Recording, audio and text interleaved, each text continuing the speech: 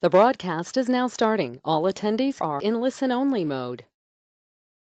Hello, this is Jennifer Schaus, and welcome to week 5 of our government contracting webinar series, coming to you live from Washington, D.C.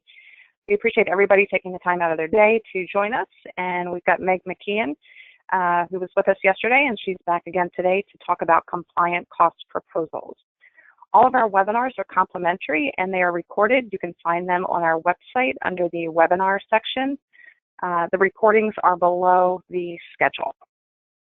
A little bit about us. We're based in downtown DC and provide various services, mostly a la carte for government contractors that range from market analysis reports, 8A certification, capability statements, contract compliance and admin, GSA schedule assistance, and additional services.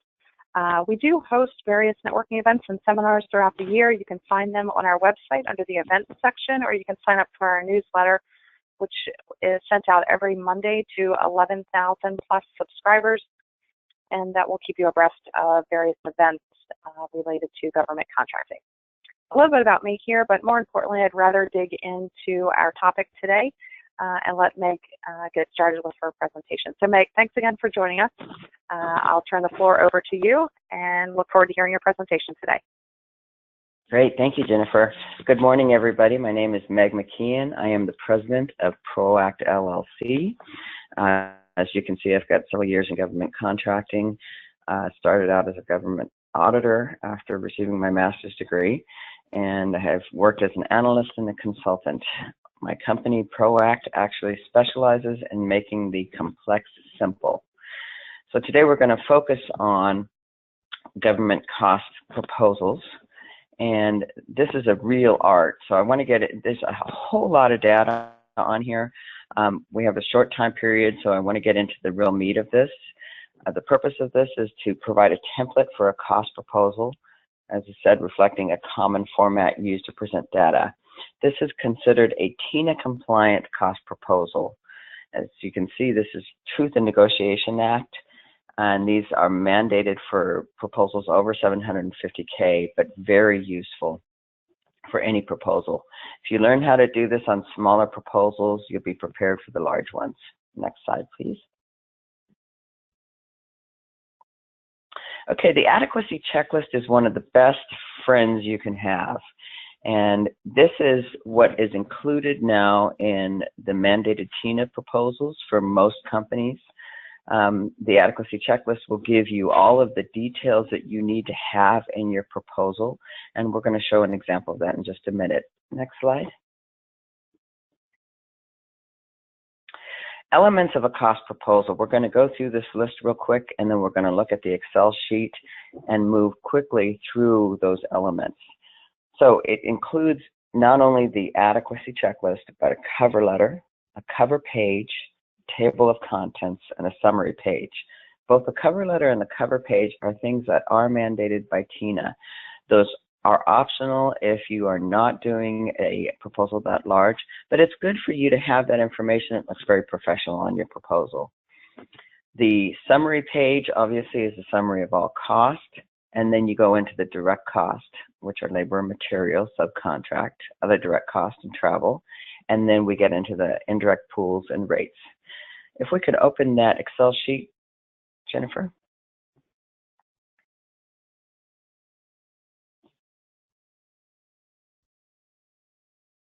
I'll take a minute while this opens. This is the adequacy checklist. And if we scroll down a little bit, this actually follows FAR 1508 Table 15.2, which has all of the criteria needed for an adequate proposal. This will go over everything in your proposal a little further down.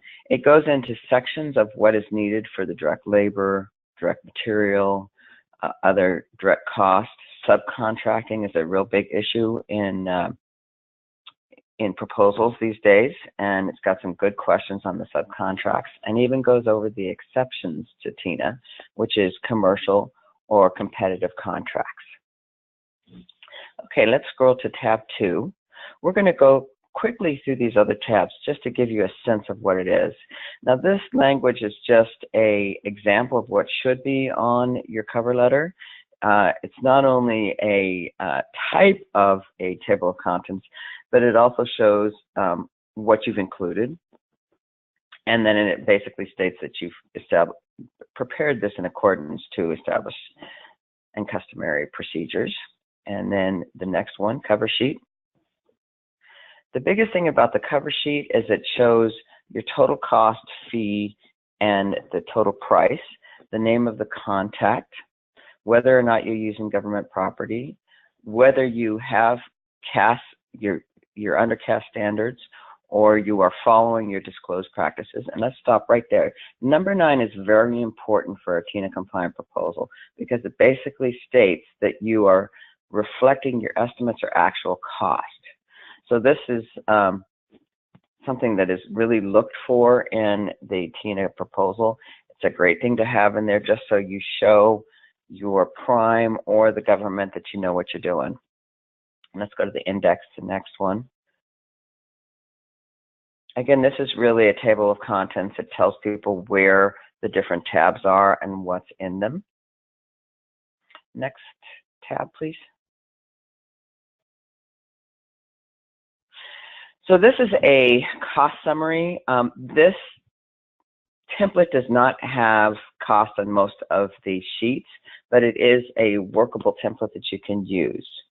We're going to go into slides about that later that show examples of cost summaries. Next slide, next tab. This is the year-over-year cost summary.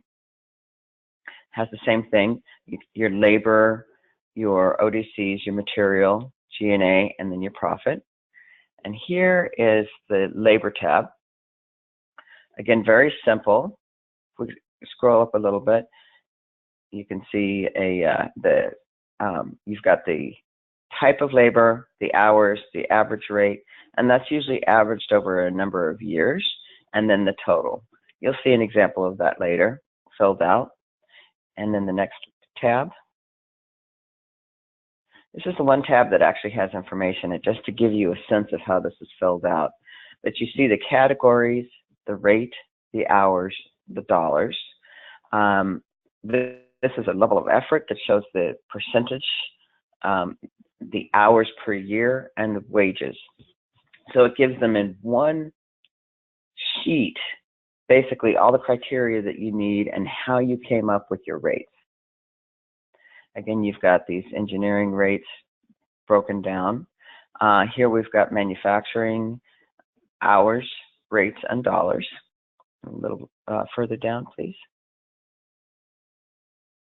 And then we've got another tab. If we could stop here for just a second to show, you've got the category, the rate, hours, and dollars per year, and that equals the total.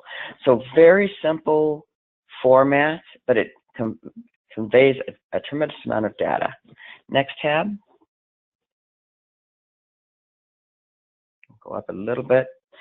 Again, this is a blank bill of material, but it does have all of the elements in it that's necessary on that adequacy checklist in the section that goes over material cost. So you've got the part numbers, descriptions. It's very important that you have the supplier name in there, unit of measure, quantity, the proposed quantities per year. If we can scroll to the right a little bit, Jennifer, we can see the rest of the there we go. Then we've got proposed cost per year, escalation, total cost, and then it's very, very good to have your supporting documentation. This really helps an analyst or an auditor out that's looking at this because they can then basically take that quote number, purchase order number, and find out what 80% of the cost is what they're usually looking to confirm, and ask you for the quote to confirm that. Okay, next tab. Now we've got into ODCs. This is a travel format. This is a pretty good format to use for your travel. It's got your company, where you're going to, purpose of the trip, number of people, number of trips, days on site. It's an excellent tab. It's got all the data. It even breaks down the travel days, which is only paid at 75% per diem. As many of you know, GSA per diem rates can be found on the GSA website, and that's what's used for hotel rates and for per diem rates per city.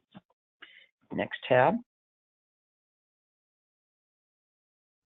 Now we're getting into our indirect pool tabs, basically, and you'll see later on in the program, you've got your overhead cost elements, which give them a sense of what the costs are that your overhead is comprised of, your budgeted year, which is normally what is proposed, and then the year that's based on, which is usually the most recent actuals of the previous year. And then you've got a nice thing that shows the percentage of change and the percentage of total. So you're really basically doing the job of the analyst for them so that they can get to this quickly. Next tab. This is your general and administrative cost. Again, you're going to show all of the expenses that the pool is comprised of. And again, you have your budgeted year. This is a little different where you show your unallowables in a separate column. And then you've got your most recent year, your actuals that the budgeted costs are based on. So let's get out of this and go back to the presentation, and we'll show you some examples of these. Again, there's some slides in here that have lots of data, but we're going to go through them quickly. All right, let's stop here. Cost by cost element summary. This gives you a good sense of what you will see in a completed cost by cost element summary. Engineering and manufacturing labor are the two most common labor groups. Service centers or service organizations, companies often just have IT labor, engineering labor. You'll see that labor cost is multiplied by the overhead rate. You've got your materials and services, otherwise shown as materials.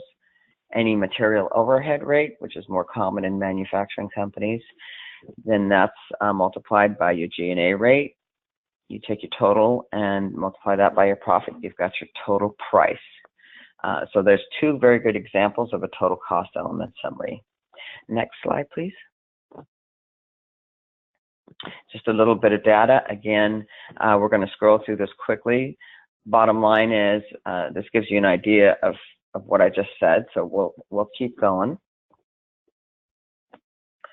All right, cost element by year. Again, another example of just some details that I'm going into with a cost by cost element summary, so we could keep going. Next slide. And this is a cost by cost element summary by year. You're seeing the same categories, the labor overhead, material overhead, G&A, and profit, but we break it down by year. This is very helpful for your client or your customer. Next slide. Cost by part number. This is very interesting. This is really usually only included in a manufacturing company, and it's really if the RFP has requested certain parts. Let's go to the example on the next slide. So here's an example of how cost by parts would be shown in a proposal. You've got the part number, the description, quantity, unit price, and total. It's very common when you're when a RFP comes through for certain parts that they may want to have different quantities for the parts, and this is one of the good ways to show that. Next slide. Proposing direct labor cost. Labor is the real art of cost proposals. Everything else is going to be based on actual cost, but labor hours is where you really get into some very fine tuning and real art of learning how to do this. So here's an example of just the two major labor groups. We're not going to stay here in detail, but it gives you some good information about the two ways of proposing the labor. Next slide. Here's an example of the labor cost. As you saw in the example in the template, you've got this overall page where you show the hours and the average rate, and this could be an average rate over 4 or 5 years and the total. and that equals the total labor and overhead. Here's an example of it, as you saw in the template, where you're going into details of the different categories. Normally on a proposal, what you're doing is you're showing the different labor categories that have different rates. So for example, manufacturing may only have one rate, so you show that rate on the proposal. Next slide. Labor costs are made up of labor hours, labor rates, and that equals the labor cost. Next slide, please. This is an example of creating a calculation for average labor rates, where you'll take basically everybody in that type of position and you average the rate. So we'll look at this for just a second, give you a sense of how that can be done, and then we'll move on. Next slide, please. Again, there's more on labor cost. I included a lot in labor because, again, that's really where you get into the art of doing the proposal. So on labor hours, you've got two ways of doing that. You're either going to use historical cost of something very similar to what you're proposing, or you're going to use engineering judgment. Next slide, please. This again is more on labor hours.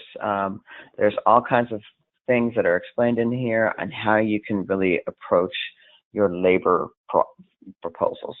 Next slide.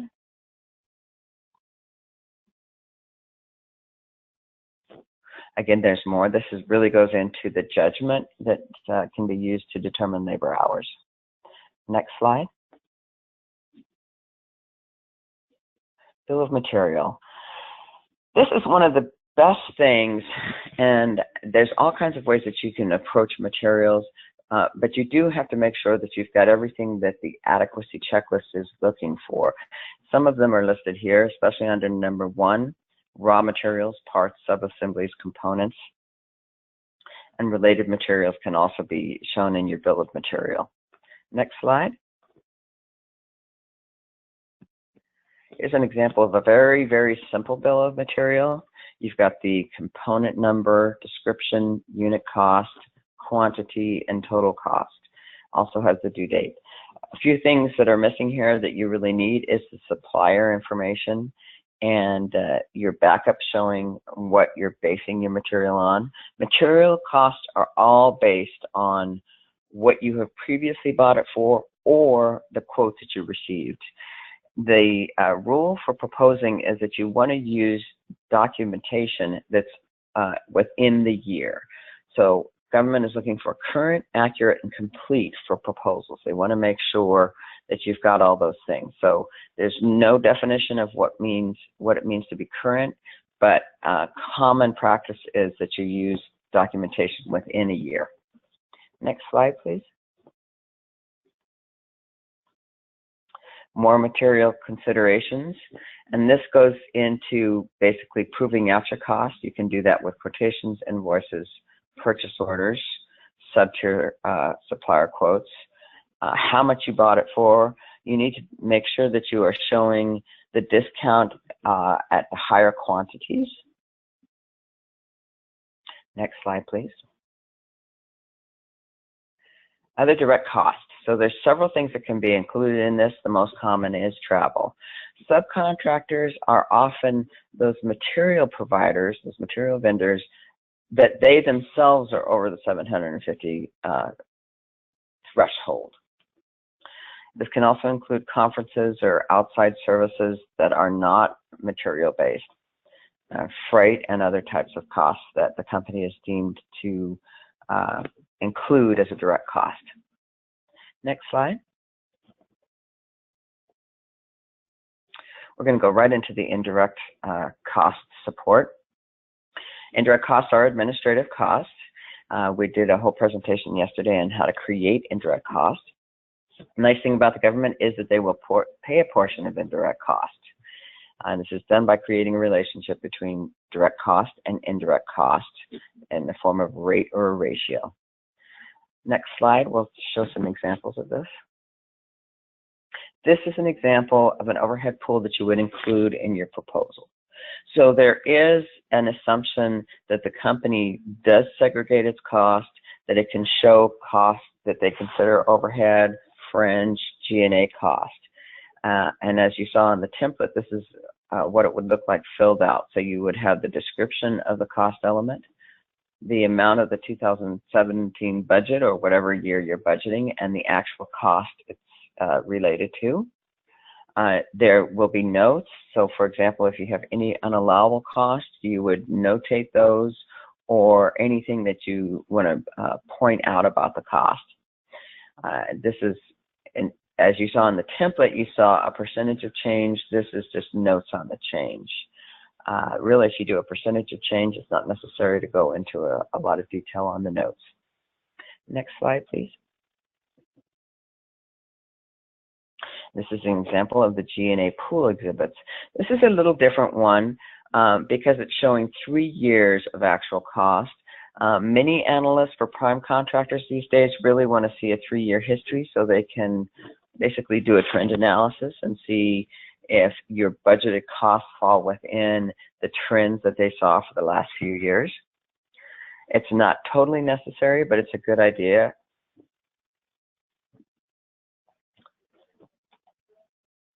Sorry, I've just lost my screen.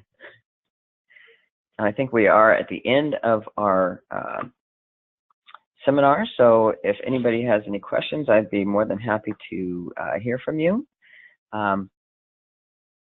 And that is a good review of a compliant cost proposal. And thank you very much for joining us today. Thanks, Meg. Very good information. Meg's contact information is on the screen. You can contact her by phone or by email. The rest of this week, we're covering GSA schedules, mastering section L and M of the proposal, and profitability in firm fixed price contracts. All of our webinars are recorded. They're complimentary. You can find them on our website under the webinar section. And the recordings are typically listed same day in the afternoon in the library section, so under the schedule of the current webinars. Thanks again, everybody, and hope you'll join us later this week.